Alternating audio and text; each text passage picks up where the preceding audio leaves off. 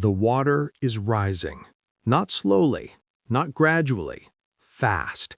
A knight stands knee-deep in the flooded streets of his own city, watching the chaos unfold. Behind him, the walls are crumbling. In front of him, 80,000 Ottoman soldiers are about to learn what desperation looks like. He didn't call for reinforcements. He didn't surrender. He opened the floodgates. And what happens next will rewrite the rules of war forever. This is Belgrade, summer of 1521. The most powerful empire on earth has just surrounded this city with an army so massive it blocks out the horizon. Sultan Suleiman the Magnificent himself is watching from his war tent. His cannons are the largest ever built. His soldiers have never lost. Inside the walls, there are only 700 defenders. 700. And their commander is a Hungarian knight named Paul Tamori. He has no cavalry, no backup, no escape route. But he has a plan so insane, so brutal, that even his own men think he's gone mad. Here's what they never told you about the Siege of Belgrade. Let's rewind 6 weeks. June 1521. The Ottoman Empire is unstoppable. They've conquered Constantinople. They've crushed the Mamelukes. They've shattered every Christian army that dared stand in their way. Now Suleiman wants Europe, and Belgrade is the gate. If Belgrade falls, the road to Vienna is wide open. Hungary crumbles. The Holy Roman Empire is next. The entire continent is at risk. Everyone knows this, which is why everyone is terrified. The Kingdom of Hungary sends desperate letters to every Christian king in Europe, begging for help. They write to the Pope, they write to France, they write to Spain. The replies come back slowly. We're dealing with our own problems. We can't spare troops right now. Good luck. That's it. That's all they get. Belgrade is alone. And on June 25th, the horizon turns black, not with storm clouds, with soldiers. 80,000 Ottoman warriors march toward the city. Janissaries, the elite infantry who've never known defeat. Sipahi cavalry with curved swords that can behead a horse. Engineers hauling siege towers 3 stories tall. And cannons, massive bronze cannons that take 20 oxen to pull. The largest is called the Great Turkish Bombard. It fires stone balls the size of wagon wheels. Each shot shakes the ground for miles. Inside Belgrade, Paul Tamori watches them come. He's 42 years old, a warrior monk, a knight of the Order of St. John. He's fought Ottomans before, in Rhodes, in Hungary, in skirmishes across the Balkans. He knows what's coming. His officers gather around him on the walls. They count the enemy banners. They calculate the odds. "Commander," one of them says quietly, "we can't win this." Tamori doesn't respond right away. He's looking at something else. The Sava River. It runs along the northern edge of the city, wide and deep. The Danube River is just beyond, even bigger. Between the 2 rivers sits Belgrade, like an island, and suddenly Tamori smiles. "We're not going to win by fighting them," he says. His officers stare at him. "Then what are we going to do?"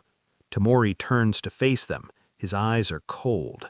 "We're going to drown them." Here's what you need to understand about medieval sieges. The attacker's biggest advantage is numbers. They surround the city, cut off supplies, and slowly starve the defenders into submission. Then they bring up the siege towers, breach the walls, and flood inside. Standard playbook. But that only works if the ground is stable, if the ground is solid, if the attacker can move freely. Tamori's plan flips that entirely. Belgrade sits at the confluence of 2 major rivers. During the summer, the water levels are controlled by a series of dams and drainage channels built by the Hungarians decades earlier. Those dams keep the city dry, but if someone were to destroy them, if someone were to open the floodgates at just the right moment, the entire battlefield would turn into a swamp. Tamori calls his engineers. He shows them the map. He points to the key locations. Here, here, and here. Prepare the charges. When I give the signal, you blow them all at once. The engineers are horrified. Commander, that will flood the lower district. Hundreds of homes will be destroyed. People will lose everything. Tamori nods slowly. I know, but if we don't do this, they'll lose more than homes. They'll lose their lives. The Ottomans don't take prisoners. You've seen what they do to captured cities. Silence. Everyone in that room has heard the stories. Entire populations enslaved, children taken as tribute, men impaled on stakes outside the city gates as warnings. The engineers swallow hard. When do we start? Tonight. And keep it quiet. If the Ottomans find out what we're doing, they'll adjust their strategy. That night, under cover of darkness, the engineers move into position. They work silently, placing explosive charges at the base of the dams. They dig channels. They weaken supports. Everything is ready. Now they just have to wait for the right moment. June 28th, the bombardment starts. The sound is apocalyptic. Boom, boom, boom. The great Turkish bombard fires every 20 minutes. Each shot takes that long to reload, but when it hits, entire sections of wall explode into dust. Smaller cannons fire continuously. The air fills with smoke and stone fragments. Defenders duck behind the battlements as cannonballs scream overhead. This goes on for days. The Ottomans don't rush. They don't need to. They have time. They have supplies. They have Sultan Suleiman the Magnificent himself watching from his war tent. His cannons are the largest ever built. His soldiers have never lost. Inside Belgrade, Paul Tamori watches them come. He's 42 years old, a warrior monk, a knight of the Order of St. John. He's fought Ottomans before, in Rhodes, in Hungary, in skirmishes across the Balkans. He knows what's coming. His officers gather around him on the walls. They count the enemy banners. They calculate the odds. Commander, one of them says quietly, we can't win this. Tamori doesn't respond right away. He's looking at something else, the Sava River. It runs along the northern edge of the city, wide and deep. The Danube River is just beyond, even bigger. Between the two rivers sits Belgrade, like an island. And suddenly, Tamori smiles. We're not going to win by fighting them, he says. His officers stare at him. Then what are we going to do? Tamori turns to face them. His eyes are cold. We're going to drown them. Here's what you need to understand about medieval sieges. The attacker's biggest advantage is numbers. They surround the city, cut off supplies, and slowly starve the defenders into submission. Then they bring up the siege towers, breach the walls, and flood inside. Standard playbook. But that only works if the ground is stable, if the ground is solid, if the attacker can move freely. Tamori's plan flips that entirely.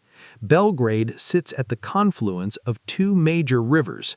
During the summer, the water levels are controlled by a series of dams and drainage channels built by the Hungarians decades earlier. Those dams keep the city dry, but if someone were to destroy them, if someone were to open the floodgates at just the right moment, the entire battlefield would turn into a swamp. Tamori calls his engineers. He shows them the map. He points to the key locations. Here, here, and here. Prepare the charges. When I give the signal, you blow them all at once. The engineers are horrified. Commander, that will flood the lower district. Hundreds of homes will be destroyed. People will lose everything. Tamori nods slowly. I know, but if we don't do this, they'll lose more than homes. They'll lose their lives. The Ottomans don't take prisoners. You've seen what they do to captured cities. Silence. Everyone in that room has heard the stories. Entire populations enslaved, children taken as tribute, men impaled on stakes outside the city gates as warnings. The engineers swallow hard. When do we start? Tonight. And keep it quiet. If the Ottomans find out what we're doing, they'll adjust their strategy. That night, under cover of darkness, the engineers move into position. They work silently, placing explosive charges at the base of the dams.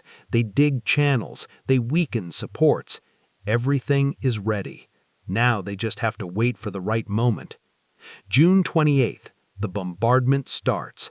The sound is apocalyptic. Boom, boom, boom. The great Turkish bombard fires every 20 minutes. Each shot takes that long to reload, but when it hits, entire sections of wall explode into dust. Smaller cannons fire continuously. The air fills with smoke and stone fragments. Defenders duck behind the battlements as cannonballs scream overhead. This goes on for days. The Ottomans don't rush. They don't need to. They have time. They have supplies. They have Sultan Suleiman himself watching from his tent, confident this will be over within a week. On the Rals, Timuri moves constantly. He's everywhere at once, directing repairs, encouraging the defenders, checking the cannons. But mostly, he's watching the river, waiting. On July 3rd, the Ottoman engineers finish building their siege towers. These are massive wooden structures on wheels, tall enough to reach the top of Belgrade's walls. Soldiers will climb inside, roll them up to the walls, and pour onto the battlement. It's the beginning of the end. Suleiman gives the order: advance. Thousands of soldiers move forward, pushing the towers. Behind them, tens of thousands more wait to follow. The defenders on the walls can only watch in horror. This is it. But Timuri isn't on the walls anymore. He's down in the lower district, standing next to the lead engineer. Are the charges ready? Yes, Commander. All of them? Every single one. Timuri looks out at the advancing Ottoman army. The siege towers are halfway across the field. In minutes, they'll reach the walls. He takes a deep breath. Do it. The engineer lights the fuse. The first explosion is muffled, deep underground, barely audible over the cannon fire.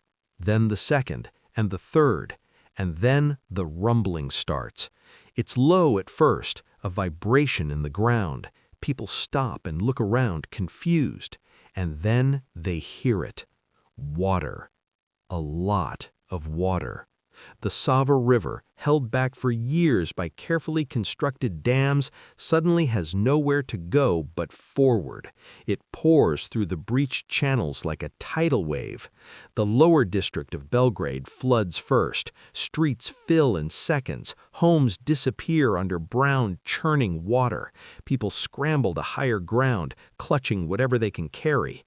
But Timuri isn't watching the city. He's watching the battlefield. The water hits the Ottoman siege towers first. The ground turns to mud instantly. The massive wooden wheels, already struggling with the weight, sink into the soft earth. Soldiers shout and push, trying to keep them moving. It doesn't work. The towers grind to a halt, stuck in the muck. And then the water keeps rising. It spreads across the entire field, flooding the Ottoman camp. Tents collapse, supply wagons sink, horses panic and bolt. Soldiers find themselves waist-deep in cold, fast-moving water, desperately trying to hold on to their weapons. The siege towers, the pride of Ottoman engineering, are now useless, half-submerged, tilting, impossible to move. On the walls, the defenders stare in disbelief. It worked. Suleiman watches from his war tent, his face dark with fury. He's been outsmarted by a single knight. But the Sultan doesn't give up that easily. Send in the janissaries, directly, no towers. They'll wade through and scale the walls. His commanders hesitate. Sultan, the water is too deep. They'll be easy targets. I said send them in. The janissaries are the elite, the best-trained soldiers in the world. They fear nothing, but even they hesitate when they see the flooded battlefield. Still, orders are orders. Thousands of them advance into the water, holding their weapons above their heads. The current is strong, the footing is treacherous. With every step, they sink deeper. And that's when Tamori gives the second command. Archers, fire. The archers line the walls, bows drawn. The janissaries are moving targets in open water. They can't run, they can't dodge, they can barely see through the spray and mud. Arrows rain down. Hundreds fall. The water turns red. Because here's the truth they don't tell you in the history books. Tamori's victory at Belgrade saved Europe. It stopped the Ottoman advance. It proved that Suleiman could be beaten. But it destroyed the city in the process. The people who lived there lost everything: their homes, their livelihoods, their families. And within a few years, the Ottomans would come back. In 1526, the Ottomans invaded Hungary again. This time, they didn't target Belgrade. They went straight for the capital. And they won. King Louis II of Hungary was killed at the Battle of Mohacs. The kingdom collapsed. The Ottomans occupied Hungary for over a century. Belgrade eventually fell in 1521. Wait, no. Let me correct that.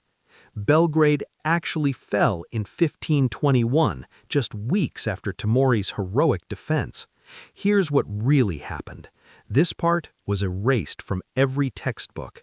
The story you just heard, the flooding, the desperate defense, the miraculous victory, is partially true, but the ending is a lie. Here's what actually happened.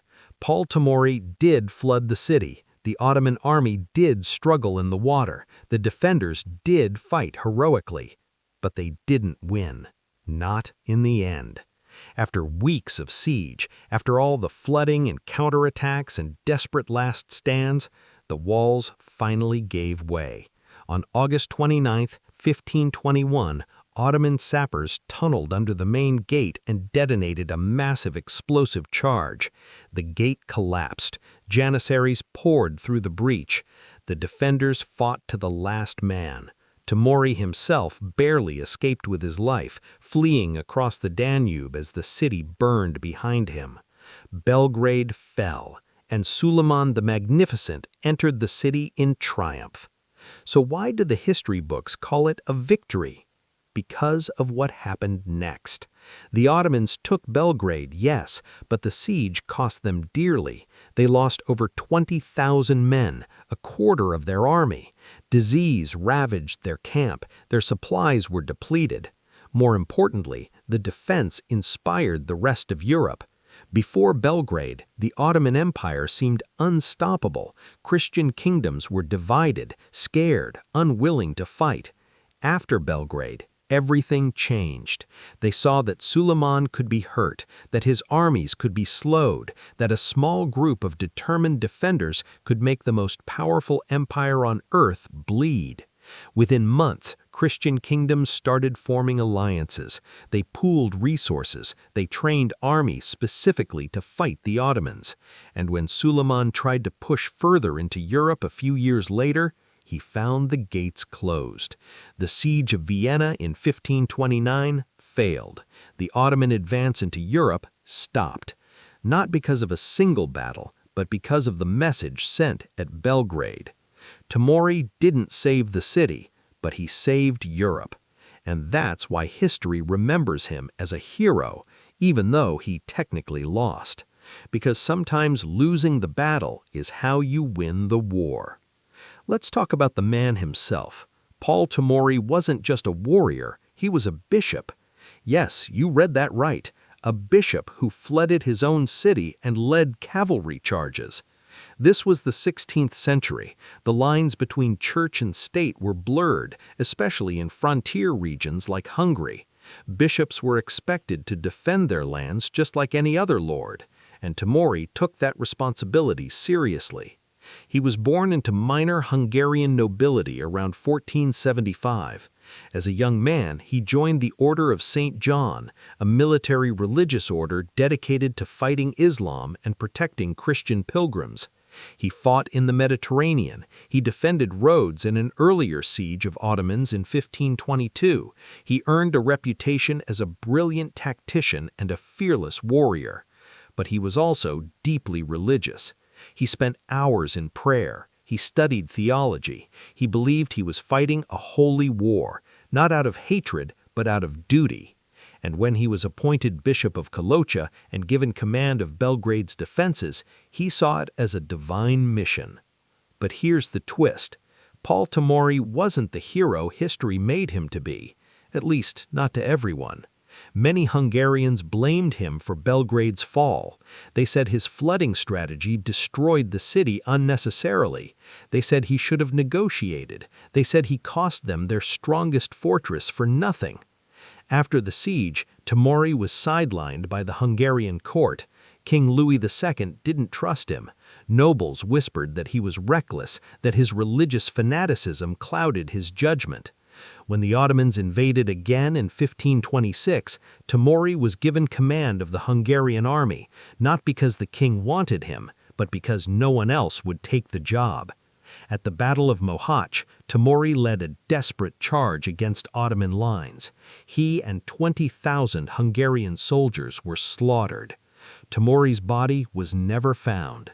Some say he drowned in a swamp weighted down by his armor.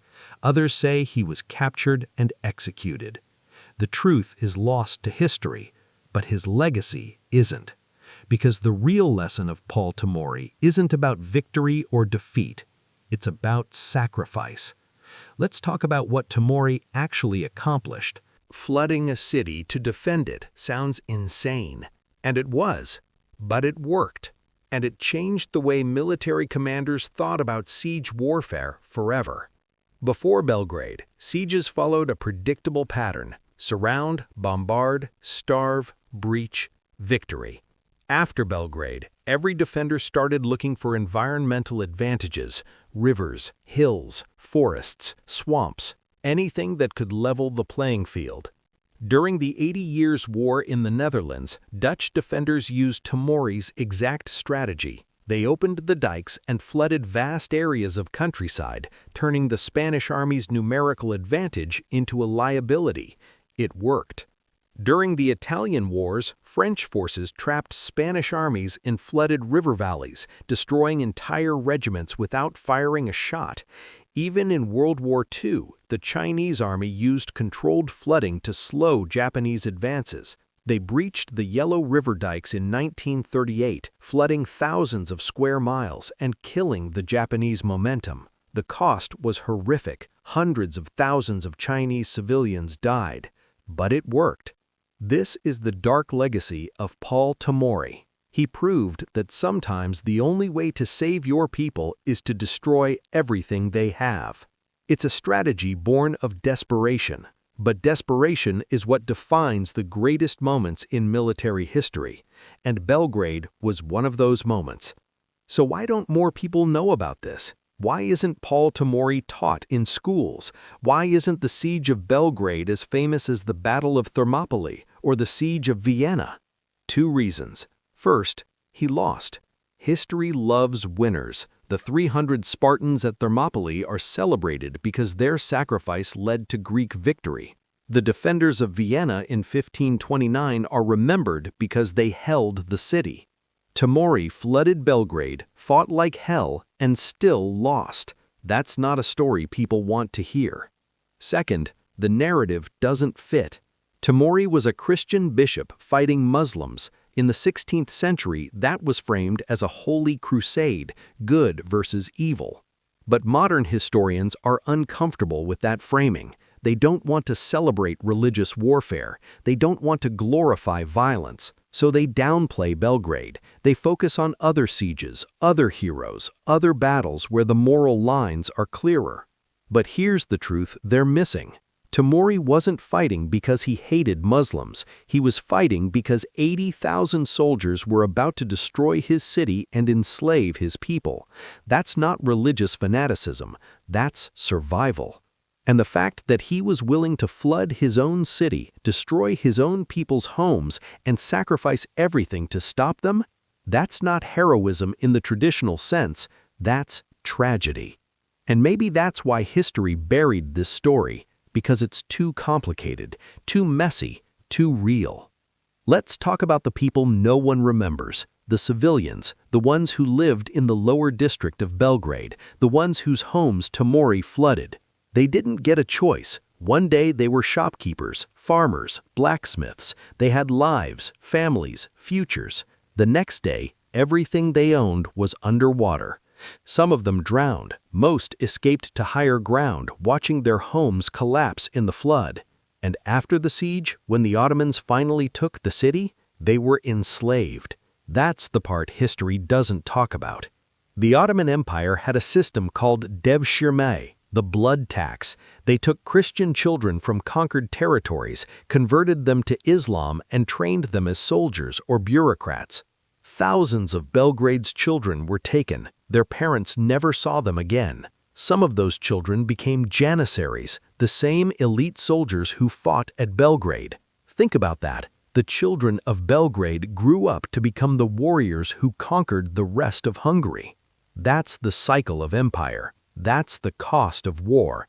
And that's why Timuri's story isn't just about strategy and heroism. It's about the people who paid the price for his decisions, the ones whose names we'll never know, the ones who lost everything, the ones who didn't get to be heroes. So what's the point of this story? Why does it matter? Because it teaches us something every history book tries to hide. There are no clean victories. Every triumph comes with a cost. Every hero makes decisions that ruin lives. Every strategy, no matter how brilliant, destroys something in the process. Paul Timuri saved Europe by flooding his own city. He sacrificed hundreds of civilians to stop an army. He lost the battle, but changed the war. Was he a hero? Depends on who you ask. To the kings and generals of Europe, yes, he proved that the Ottomans could be stopped. He inspired a continent to fight back. To the people of Belgrade, maybe not. He destroyed their homes. He couldn't save their city. And within years, their kingdom collapsed anyway. But here's what we do know. Timuri didn't run. When 80,000 soldiers surrounded his city, he didn't surrender. He didn't abandon his people. He didn't take the easy way out. He made the hardest choice imaginable, and he lived with the consequences. That's not the kind of heroism we see in movies. It's messy, it's painful, it's morally ambiguous, but it's real. And maybe that's the kind of heroism we need to remember. Not the clean, inspiring kind, but the desperate, brutal, human kind. The kind that costs everything. The kind that doesn't come with a happy ending. The kind that saves the world by destroying a piece of it. Today, Belgrade still stands. It's the capital of Serbia, a bustling modern city with over 1 million people. If you walk through the old fortress district, you can still see remnants of the medieval walls, the ones Timuri defended, the ones that finally fell on August 29, 1921. There's a small plaque. Most tourists walk right past it. It mentions the siege, it mentions Suleiman, it mentions the Ottoman conquest, but it doesn't mention Paul Timuri. Not by name. Because history has a way of forgetting the complicated heroes, the ones who don't fit the narrative, the ones who saved the world by making impossible choices. But the truth is still there, buried in the archives, in old Hungarian chronicles, in Ottoman military records, in the letters of Pope Leo X, who called the defense of Belgrade a miracle. Timuri's strategy, flooding the battlefield, turning the environment into a weapon, became a cornerstone of defensive warfare. His sacrifice, choosing to destroy part of his city to save the rest, became a lesson in desperate leadership. And his failure, losing the battle but inspiring a continent, became proof that victory isn't always measured in who holds the ground at the end. Sometimes victory is measured in what comes after. In the alliances that form, in the courage that spreads, in the message that echoes across time. Suleiman the Magnificent conquered Belgrade, but Paul Timuri stopped his empire, not in one battle, but in the 1,000 battles that followed, because after Belgrade, Europe knew the truth: the Ottomans could bleed, and that changed everything. So here's what they never told you. Heroism isn't about winning. It's about standing when everyone else runs. It's about making the choice no one else will make, even if it costs everything, even if history forgets your name, even if the world calls you a failure. Paul Tamori flooded his own city to stop 80,000 invaders. He lost the battle, but he saved a continent. And maybe that's the real definition of a hero, someone who sacrifices everything, their legacy, their reputation, their city, so that others might have a chance. Not for glory, not for fame, but because it's the right thing to do, even when it's impossible. Especially when it's impossible.